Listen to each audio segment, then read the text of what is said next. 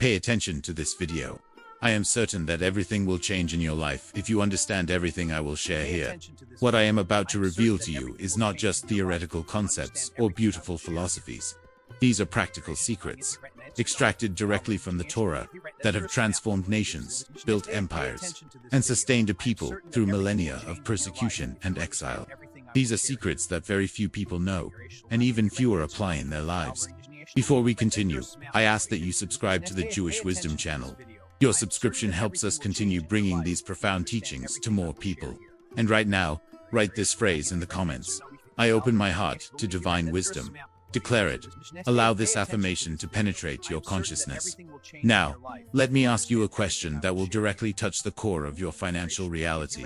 Why do some people seem to attract money effortlessly, while others work hard their entire lives and barely survive? Why do certain families pass wealth from generation to generation, while others remain trapped in cycles of poverty? The answer is not what you think. It is not about education, connections, or even hard work. It is about understanding spiritual laws that govern prosperity. The Torah is not just a religious book. It is a manual for living. Within its ancient pages lie encoded principles that, when understood and applied, unlock doors that have remained closed for most of humanity. The rabbis who studied these texts for thousands of years discovered patterns, formulas, and spiritual technologies that modern society has completely forgotten. There is a verse in the book of Proverbs that says, "The blessing of the Lord brings wealth, without painful toil for it."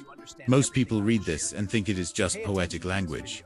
But the ancient sages understood that this is a literal spiritual law. There is a type of wealth that comes from human effort alone, and it is limited, exhausting, and temporary. Then there is wealth that comes from divine blessing, and it flows, multiplies, and sustains without destroying your health, your family, or your soul. The first secret I want to share with you is this. Prosperity in the Torah is always connected to covenant. Not contract, but covenant.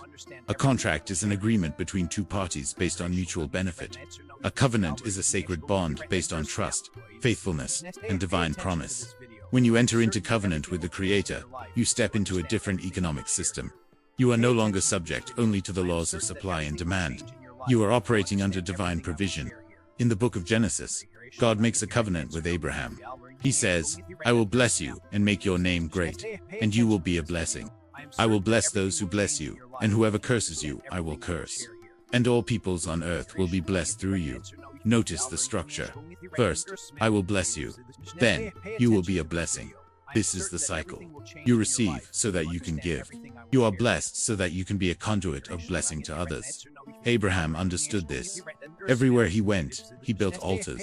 He acknowledged the source. He worshipped. He gave. And everywhere he went, he prospered.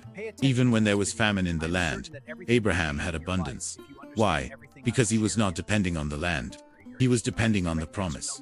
This is the foundation of Jewish prosperity. It is not about manipulating circumstances or exploiting systems. It is about aligning yourself with divine flow. It is about recognizing that you are part of something much larger than your own individual effort. You are part of a cosmic economy where giving precedes receiving, where faith activates provision, and where obedience unlocks supernatural supply. The Talmud teaches that before a child is born, an angel teaches the soul all the secrets of the Torah. Then, just before birth, the angel touches the child's lips, and the child forgets everything. Why? So that life becomes a journey of remembering. What you are about to learn in this video is not new information. It is ancient memory awakening within you. It is the recovery of what your soul already knows but has forgotten. The second secret is this. Money in the Torah is never neutral. It is either a tool of blessing or a tool of bondage. The Hebrew word for money is kesef, which comes from the root word, meaning to long for or to desire. Money represents desire, and where your desire is directed determines whether money will serve you or enslave you.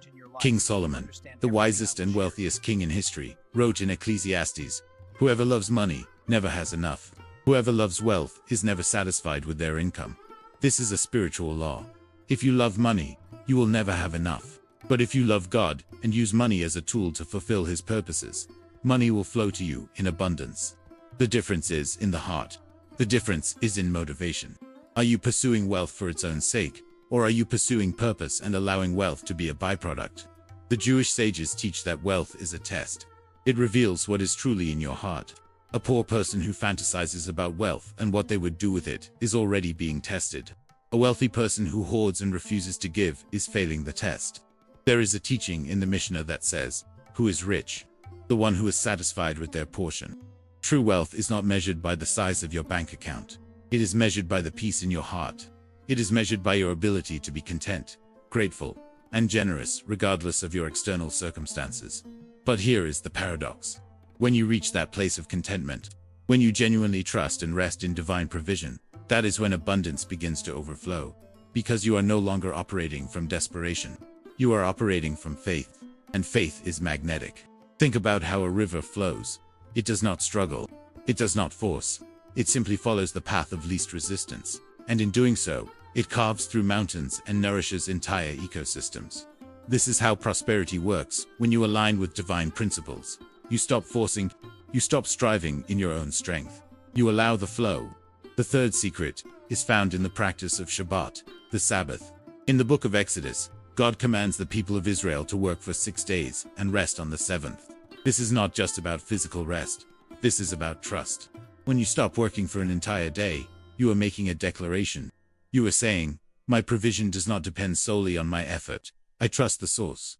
This is countercultural. This is counterintuitive. In a world that glorifies hustle and constant productivity, the idea of stopping for a full day seems irresponsible.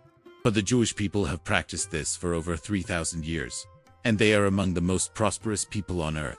There is a connection. The Talmud teaches that Shabbat is a taste of the world to come. It is a realm where anxiety, striving, and scarcity do not exist. When you honor the Sabbath, you are stepping into a different reality. You are reminding yourself that you are not a machine. You are a spiritual being, created in the image of God, and your worth is not determined by your productivity. But there is something even deeper. The sages teach that by resting on Shabbat, you create space for blessing to enter. Think about it.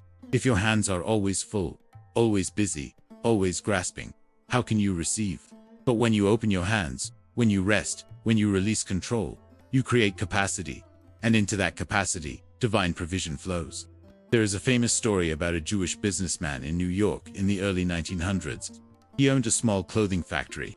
Every Friday afternoon, he would close his factory for Shabbat, even though it meant losing business to competitors who stayed open. His friends told him he was foolish. They said, "You will never succeed if you close on the busiest day of the week." But this man trusted. He honored Shabbat faithfully. And within 10 years, his business had grown larger than all of his competitors combined. Why? Because he was operating under a different system. He was not building his success on his own strength alone. He was partnering with the divine. The fourth secret is the principle of first fruits. In the book of Exodus, God commands the Israelites to bring the first and best of their harvest as an offering, not the leftovers, not what remains after they have taken care of themselves. This principle is woven throughout the entire Torah. The firstborn son belongs to God. The first portion of the dough is given as an offering. The first day of the week is sanctified. The first tenth of income is tithed. Everything begins with acknowledgement of the source. Why is this so important? Because it breaks the illusion of self-sufficiency. It reminds you that everything you have is a gift. You did not create the earth. You did not design the laws of nature.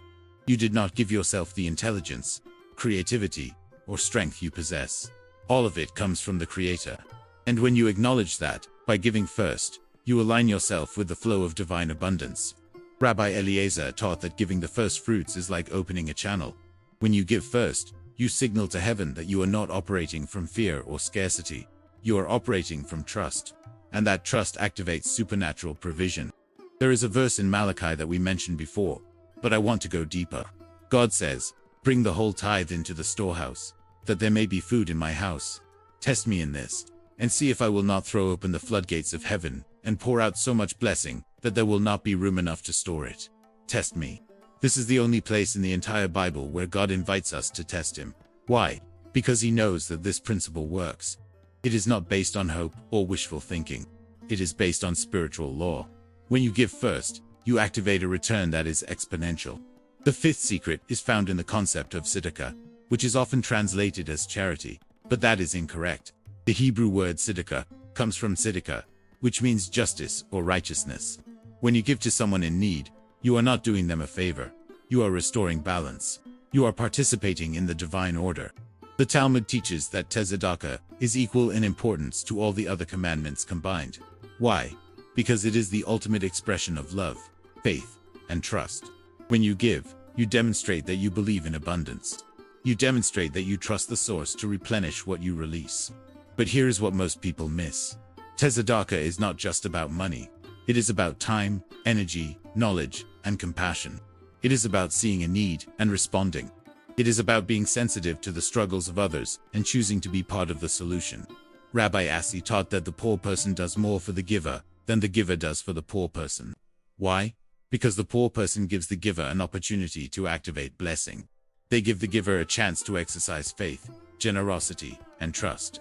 They are a vehicle for spiritual growth. There is a beautiful teaching in the Zohar that says there are two types of giving. There is giving that comes from the side of judgment, which is limited and conditional. And there is giving that comes from the side of mercy, which is infinite and flowing.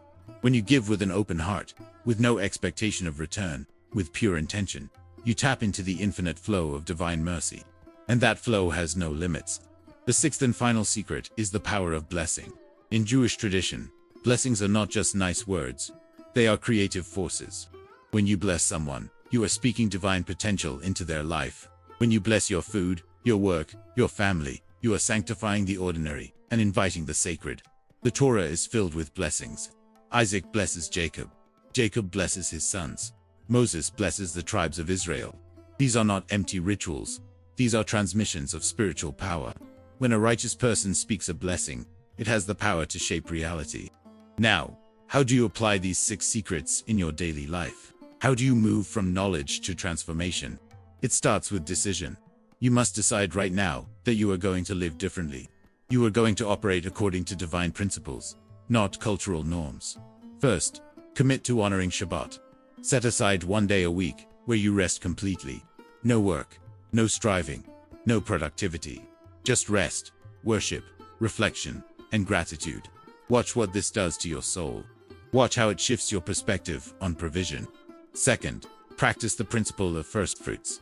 Before you pay your bills, before you spend on yourself, give the first 10% of everything you receive. Give it to a place of spiritual nourishment, to someone in need, to a cause that honors God. Do this faithfully, and watch the floodgates open. Write this in the comments right now. I give first and trust always. Third, make tzedakah a daily practice. Look for opportunities to give. Not just money, but kindness, time, encouragement, help. Be a person who adds value wherever you go. Be a conduit of blessing. Now, if you are truly resonating with these teachings and want to go even deeper, we have created an ebook called Jewish Prosperity Abundance. This resource contains more secret teachings from Jewish wisdom, ancient practices, powerful prayers, and step-by-step guidance to activate these principles in your life. To access it, the link is in the description of this video. This ebook will become a treasure for your journey into financial and spiritual transformation. Fourth, speak blessings over your life, your family, your work, and your finances. Every morning, declare, I am blessed. I am a blessing. Divine provision flows to me and through me. Let your words create reality. Fifth, cultivate gratitude. The Jewish prayer book contains blessings for everything. There is a blessing for seeing a rainbow, for eating bread, for hearing thunder, for witnessing beauty. Start blessing everything. Let Thanksgiving become the soundtrack of your life. And finally, study the Torah. Not casually, but intentionally. The more you immerse yourself in divine wisdom, the more your mind will be renewed. The more your thinking will align with heaven's perspective. And when your thinking changes, your life changes. If you enjoy content like this and want to support us so we can continue bringing more teachings like this, right below this video there is a thank you button. If you can contribute, we would be deeply grateful. Your support allows this wisdom to reach more hearts. These 6 secrets are not theories. They are proven principles. They have been tested across millennia by millions of people in every culture, every economy, every circumstance. And they work. But they require something from you. They require faith. They require obedience. They require a willingness to go against the flow of the world and align yourself with the flow of heaven. Let me tell you a story that will illustrate the power of these principles. There was a man named Reb Simcha, who lived in Poland in the late 1800s. He was a simple tailor, barely making enough to feed his family. One day a traveling rabbi came to his village and taught on the principle of Mazer, the tithe. Reb Simha was moved. He decided that even though he had almost nothing, he would trust. The next week, he took 10% of his meager earnings and gave it to a widow who had even less than he did. His wife thought he had lost his mind. She said, "We do not have enough for ourselves. How can you give away what little we have?" But Reb Simha said, "If God commands it, he will provide." And he continued. Every week, no matter how little he earned, he gave the first 10%. Months passed. Nothing seemed to change. His circumstances remained difficult. But he did not stop. Then one day, a wealthy merchant from another city came to the village looking for someone to make a special order of garments for his entire household. He had heard about Reb Simha, not because of his skill, but because of his character. People had spoken about this tailor, who gave even when he had nothing. The merchant gave Reb Simha the order. It was more work than he had received in an entire year. And when he completed it, the merchant was so pleased that he recommended Reb Simha to all of his wealthy friends. Within 2 years, Reb Simha went from barely surviving to becoming one of the most sought-after tailors in the region. But here is the most important part of the story. Reb Simha never stopped giving. Even when he became prosperous, he continued to tithe. He continued to help the poor. He continued to trust. And his wealth continued to increase. Not just financially, but in every area of his life. His family was blessed. His children grew up with strong faith. His legacy endured for generations. This is not folklore. This is the pattern that repeats when you align your life with divine truth. When you give first, when you trust deeply, when you honor God with your resources, heaven responds.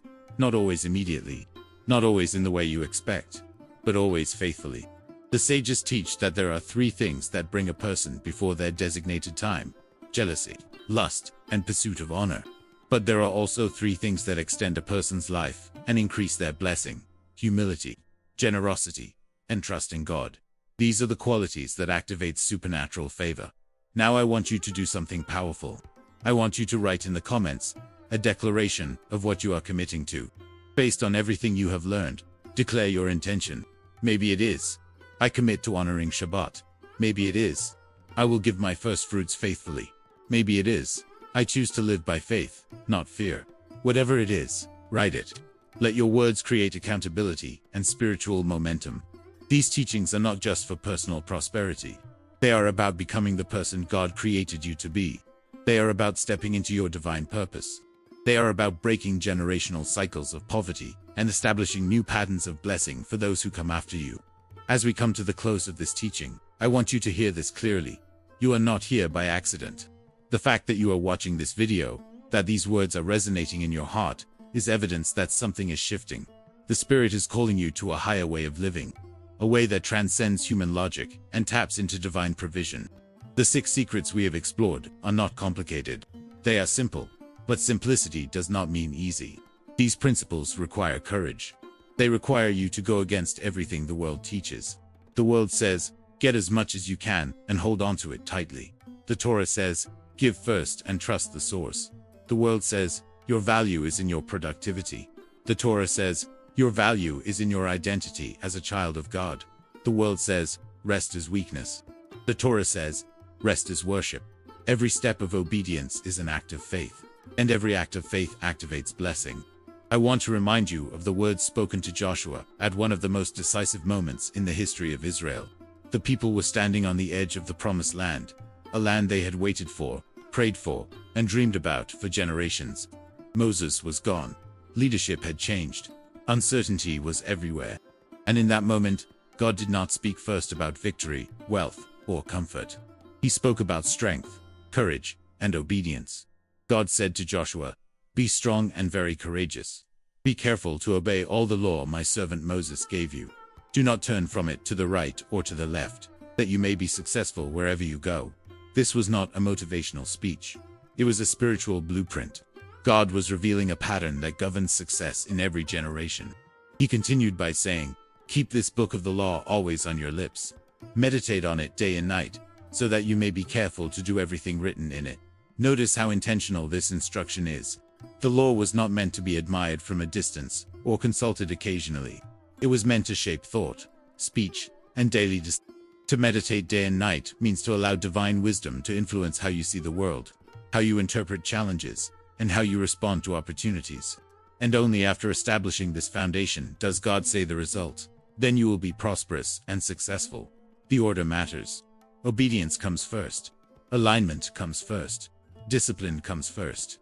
Prosperity and success are the outcome, not the starting point. This directly challenges the way most people think. Many want the blessing without the process, the reward without the responsibility, the outcome without the alignment. But divine wisdom has always worked in a specific order. The blessing follows obedience. Provision follows trust. Increase follows alignment. When you reverse the order, frustration replaces fulfillment, and effort produces exhaustion instead of fruit. This principle is not about rigid rule following or blind submission. It is about trust. Obedience, in its deepest sense, is an expression of trust in divine intelligence. It is saying, I believe that the one who designed life understands how it works better than I do. When you live from that posture, your decisions begin to change. You stop chasing shortcuts. You stop compromising values for short-term gain. You begin to think long-term, act with discipline, and move with clarity. And these qualities naturally produce stability, growth, and sustainable success. Here is the beautiful truth that often gets overlooked. God is not waiting for you to be perfect. Perfection has never been the requirement. Willingness has.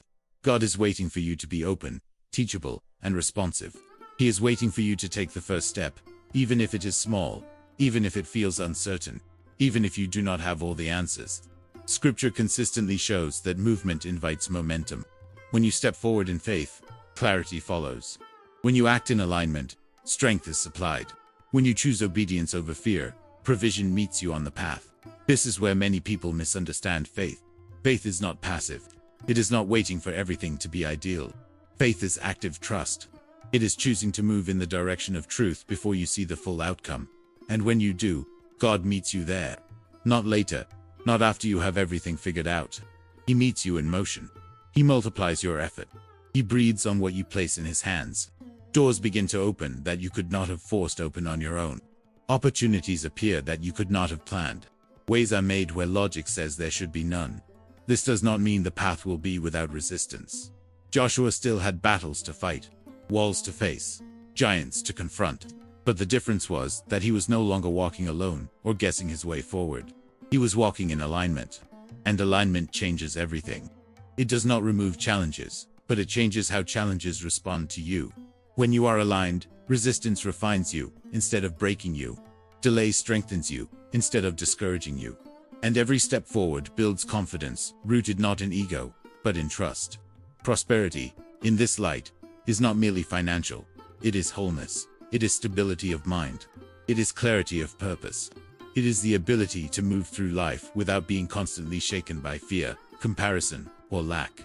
And from that internal stability, external provision flows more naturally. Decisions improve. Relationships strengthen. Opportunities multiply. This is why divine wisdom never separates inner alignment from outer success. One fuels the other. So if you are standing at the edge of your own promised land, unsure, hesitant, or waiting for the perfect moment, remember the pattern revealed to Joshua. Strength and courage are not the result of certainty. They are the requirement to move forward. Obedience is not the reward, it is the doorway. And prosperity is not something you chase. It is something that follows alignment. Take the first step. Choose trust over fear. Choose discipline over impulse. Choose alignment over shortcuts. And as you move, you will discover that you are never meant to walk this path alone. The Jewish people have proven this for thousands of years. They have been scattered, persecuted, stripped of everything, and yet they have always risen. Why? Because they carried these principles in their DNA. They know that their provision does not come from governments, economies, or human systems. It comes from the eternal source who spoke the universe into existence. And that same source is available to you, right now, in this moment. You do not have to be Jewish to access these principles. You do not have to be religious. You simply have to be willing to trust, to obey, and to align your life with divine truth. So here is my final word to you. Choose today to step into covenant. Choose to honor God with your first fruits. Choose to rest on Shabbat. Choose to give generously. Choose to speak blessings. Choose to immerse yourself in wisdom. And watch what God does. May the God of Abraham, Isaac, and Jacob open the windows of heaven over your life. May he pour out blessings so abundant that you cannot contain them. May he give you the ability to produce wealth, May He make you a conduit of blessing to everyone you encounter. May your children and your children's children walk in divine favor. And may your name be great, not for your own glory, but for the glory of the one who made you. Go in faith. Go in peace. Go in the absolute certainty that when you walk in alignment with divine principles, you will never lack. You will always have enough, and you will be a blessing to the world. Shalom.